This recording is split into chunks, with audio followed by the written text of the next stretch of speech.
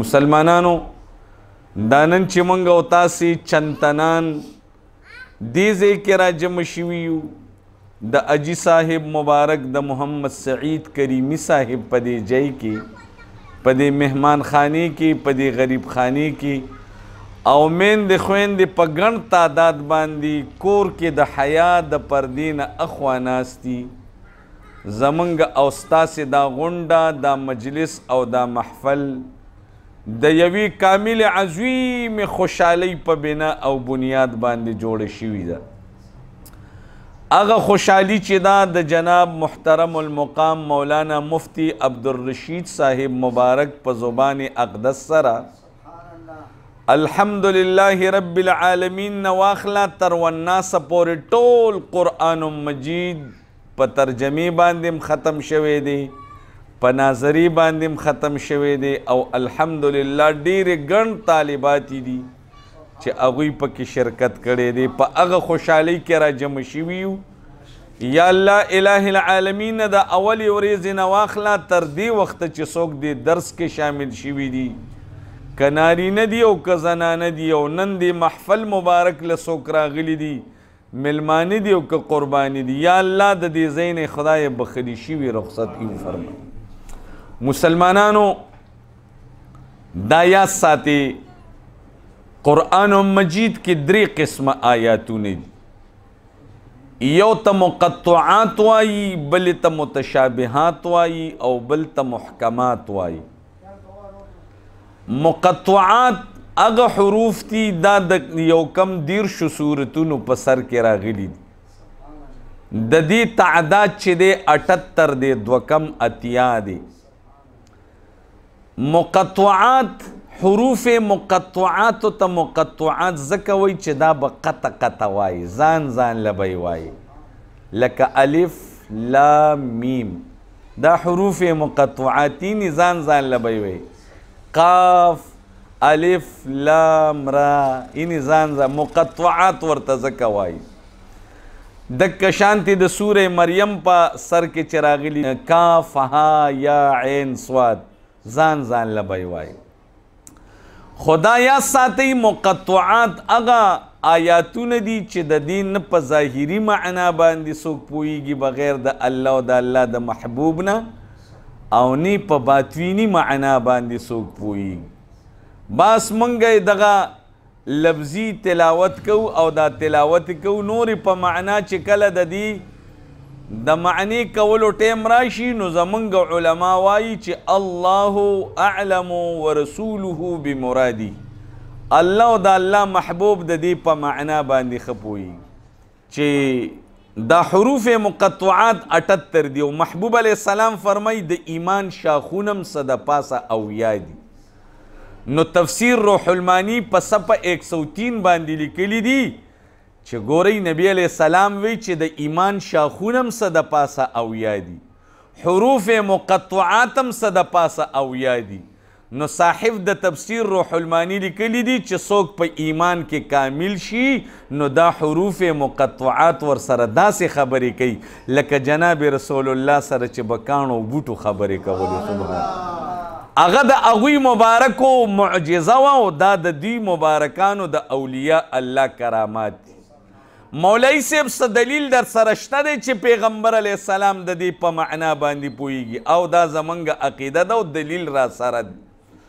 امام غزالی رحمت الله تعالی علیه په مکاشفة القلوب کې لیکلی دي، اعلی حضرت صاحب دا حواله په کنز الایمان کې د الف لام میم په تفسیر کې راغشتي ده. تفسیر نعیمیم دا خبر لیکلی دي.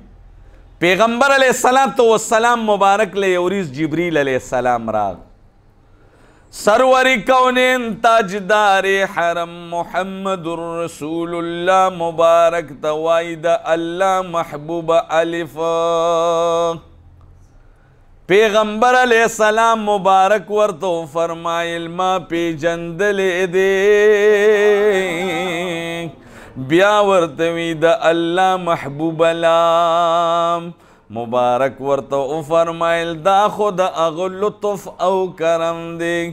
بیا ورته وایي میم دا خود اغه ذات مهربانی دا. حضرت سیدنا جبریل علیہ السلام ورته وی دا الله محبوبا د دې سمانا دا څه مطلب دی؟ مدنی جانان میں ورته وی پرید جبریل آمین دی کی ګوتې مه وهه دا زما او زما د الله په منځ کې د راز خبرې دي. د پارسی یو شاعر فرمای میانی عاشقی و معشوق رمزیستا. میانی عاشقی و معشوق رمزیستا کرامن کاتبین را هم خبر نیستا. وی د عاشق او د معشوقې په منځ کې د راز خبرې وي. داسې د راز خبرې چې په اوږو باندې ناستې پرښتې هم د هغې نه خبرېږي. نو دا زمونږ عقیده ده چې جناب رسول الله له د دې معنا ورځي او اولیاء الله هم د دې نه خبردار. ځکه امام قشیری رحمت الله علیه په خپلې تفسیر قشیری کې د سورې طه په سر کې چې دا کم مقطعات دي حروف مقطعات طه هغه داسې تاویل بیانوي. تاویل یو تاویل دی یو معنا ده. تاویل ضروری خبره نه ده چې عمده معنا ده، نه نه، معنا بیل شی دی. تاویل د هغه د علم او د الهام یو خبره. امام قشیری رحمت الله علیه د طه تاویل بیانوي. هغه وی طه دا په اعدادو کې 9 دی او ها دا په اعدادو کې 5 دی. په دې باندې دا تعویزګر خلک پوهیږي. طوا په اعدادو کې 9 دی او ها په اعدادو کې 5 دی. نو دا دواړه چې راجمع کې د دې نه 14 جوړیږي، 14 جوړیږي. وایي دا د جناب رسول الله علیه السلام نوم مبارک دی. رب کریم ورته وی طه ای د 14مې سپوږمۍ ستا په دې مبارک مخ دې زما قسم وي. سبحان د نبی علیه الصلاة والسلام مخ مبارک ته الله د 14مې د سپوږمۍ اشاره کوي. نو یو مقطعات دي په قرآن مجید کې. د دې په ظاهري معنا باندې او په باطني معنا باندې موږ حقیقت ته نه رځو چې د دې څه معنا ده. یو ته متشابهات وایي. متشابهات هغه دي چې د هغې په ظاهري معنا باندې خلک پوهیږي خو په معنا مرادي باندې څوک نه پوهیږي چې الله د دې نه څه مراد دی. لکه ید الله د خدای لاس. نو دا یاد ساتئ اوس د خدای لاس څنګه دی. که موږ داسې اشاره کوو نو بیا پې باندې ګنهګاریږو ځکه چې دې لاس له اوږه پکار ده او چې اوږه وي نو اوږې له خامخا سینه پکار ده. سینه په څه باندې راټینګئ؟ سینه په ملا باندې راټینګئ. ملا دپاره بیا راټینګولو دپاره خیټه پکار ده چې خامخا هغې کې ورسره نور پرزجات دي. او چې کله خیټه برابر شي نو خیټه او ملا دا اوږه دا په څه باندې؟ دا په اخپو باندې. نو دا خو تا لوی بوت جوړ کړ، انسان دی جوړ کړ. نو الله تبارک وتعالی ید الله ویلی دی چې لاس د الله. خو موږ په دې معنا باندې نه پوهیږو. په ظاهري معنا پوهیږو خو په مرادي معنا باندې نه پوهیږو. او بلې ته محکمات وایي. محکمات هغې ته وایي چې الحمدلله د خدای په فضل علماء کرام د هغې په ظاهري معنا باندې پوهیږي او په مرادي معنا باندې پوهیږي. موږ به د 3 قسمه آیاتونو کې د محکماتو پسې ورځو. الٰه العالمین دې زمونږ او ستاسې د ښکلي کتاب قرآن مجید سره مینه پیدا کړي. مینه ووایه. دا یاد ساتئ الحمدلله تاسو ته به علماو ویلي قرآن ته قرآن ولې وایي. دا خبره کوم بیا میندو خویندو ته لږ غوندې تقریر کوم. تاسو خو به خفه کیږئ نه کنه ځکه چې هغوی هم ناست دي خوارانې ټیک د څه به پوهېږي خو ډېرې به په دې نه پوهېږي چې قرآن ته قرآن ولې وایي. مولانا صاحب مفتی صاحب به ورته پوره وضاحت کړي. ښایسته عالم دی، عاجزته به دی، الله دې درجې نور هم بلندي. تقواداره دی، پرهیزګاره دی، دینداره دی. خداوند کریم دې شرافت او برکت نور هم سیوا کړي. دا یاد ساتئ قرآن ته قرآن ولې وایي. د اصول کتابونه لیکي هو اسم للنظم والمعنا جميعا. د نظم او د معنا مجموعي ته قرآن ویلی شي. دا د څه نه مشتق دی؟ کتابونه لیکي تفسیر نعیمی پې باندې لوی بحث کړی دی. قرآن یا د قرت نه مشتق دی یا د قرنون نه مشتق دی یا د قرؤن نه مشتق. خو قرآن چې د قرأت نه مشتق شي نو دې ته قرآن ځکه وایي. یاد ساتئ مسلمانانو چې دا لیکلی شوی نه دی نازل شوی، دا تلاوت کړی شوی نازل شوی. او د لیکلو نه د ویلو درجه چې ده دا ډیره بهتره ده. ګورئ تاسو لکه اوس څوک کارډ راواستئ، کارډ مولانا رفیع الله صاحب الله دې خوشحاله، که څوک درله کارډ راواستئ چې زما د بچي واده دی نو ته به راځي، خو پخپله ورسره رانغو او یا درله راغو په خولي زباني درته ویل چې روره په پلاني وخت باندې، نو درجه د کمې اوچته ده، ته پې باندې ډېر ګران یې که نه. هغه درله پخپله راغو، دروازې له درله راغو او تا ته یې زباني ووي. نو کتابونه وایي چې د لیکلو نه د ویلو درجه چې ده دا غوره ده او بهتره ده. نو قرآن مجید په دې نورو کتابونو باندې ځکه اعلی دی، افضل دی چې دا ویلی شوی نازل شوی دی، لیکلی شوی نه دی نازل شوی. قرآن د قرت نه مشتق، ځکه د قرآن ورته وایي چې د دې قرأت هر ځای کې کیږي. په خبره پوه په سکولونو کې د دې تلاوت کیږي، په اسمبلو کې د دې تلاوت کیږي، په کورونو کې د دې تلاوت کیږي، په جوماتونو کې د دې تلاوت کیږي. الله اکبر. په جرګو کې د دې تلاوت کیږي. یاره دومره کتاب یعنی دومره یو کتاب هم نشي لوستی څومره چې د قرآن مجید تلاوت کیږي. او دا یا ساتئ مسلمانانو دومره تلاوت کیږي. نو کله چې دا تورات شریف موسی علیه السلام مبارک راوړو نو ورته کېناستو، هغه زر صورت او زر او یو صورت چې دی دا زر آیات او نو د خوشحالۍ نه ټول تلاوت. نو تورات شریف چې کله تلاوت کنو الله له په سبا له بیا راز لراغ ورته وی الٰه العالمین ما په تورات شریف کې یو قوم ولید، سبل الهدى والرشاد یو کتاب دی، اغی لیکلی دی سبل الهدى والرشاد فی سیرت خیر العباد، دا اغا کتاب نامه دا اولنی جل کی لیکلی دی. ورتوی رب کریم ما پا تورات کی یو قوم لید چې تب اغا قوم لیو کتاب ورکی، دا پیغمبر مبارک خوب یاد وی، دا صحابه کرام خوب یاد وی، دا سڑو بیاد وی.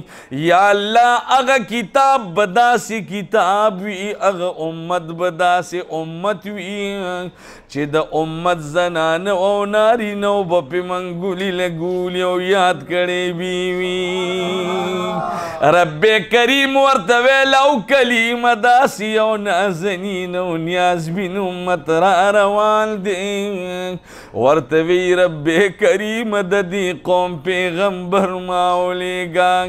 اللہ تبارک و تعالی ورتویل کلیم خفکی گمان که امت خیستو خکولے دی، نو قسم دے پیغمبر بیم ورلد خمارو سترگو جانان ورکڑے دی. سلمانانو دا یا ساتے قرآن مجید نور کتابون چی سمر نازل شوی دی. اللہ تبارک و تعالی پیو دم پیو زے کے اغا پیغمبر لور کڑی دی او دی امت کی چکل دا کتاب مبارک نازلیگی. نو کلی بیت اللہ شریف کی نازلی، کلی دیار پکور کی نازلی، کلی پا مدینی منوری کی نازلی، کل دا عائشی بی بی مبارک سر محبوب ناستی نازلیگی، کل پا غار حرا کی ناستی نازلیگی. رب کریم دازے پزے قرآن مجید ولی نازلوی، دا بدم پیوزے باندی ورکڑے وی بندگانو. قرآن مجید دا تمام کتابونو سردار دے، بابرکت کتاب دے. زے پزے زک نازلوم چی ٹول زیون پی بختورشی، چی ٹول زیون پی بابرکتش. اللہ مدی دیکھ کلی کتاب سر مین پیدا کی. دا یا ساتے میندو خویندو چا پا ناظری باندے ختم کرے دی، اگوی دی نخفا کی گیا، اگوی تم اجر ملاوی.